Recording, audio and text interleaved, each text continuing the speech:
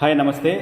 Skill development శిక్షణ కేంద్రాలలో అగ్రగామిగా ఉన్న విజయవాడ స్వర్ణభారత ట్రస్ట్లోని doctor APJ Abdul Kalam skill development training ఇన్స్టిట్యూట్లోని ప్లంబింగ్ కోర్సులో శిక్షణ పొందుతున్న విద్యార్థులకు సాంకేతిక నైపుణ్య అభివృద్ధి శిక్షణలో భాగంగా ఈరోజు హిండ్వేర్ కంపెనీ వారి ట్రూ ఫ్లో పైప్స్ విభాగానికి చెందిన ఇంజనీర్లచే ప్లంబింగ్ సెమినార్ నిర్వహించడం జరిగింది. ఈ శిక్షణలో ఇక్కడ శిక్షణ పొందుతున్న శిక్షణార్థులకు లేటెస్ట్ పైపింగ్ వ్యవస్థకు సంబంధించి అనేక అంశములలో ప్రాక్టికల్గా కూడా శిక్షణ ఇవ్వడం జరిగింది.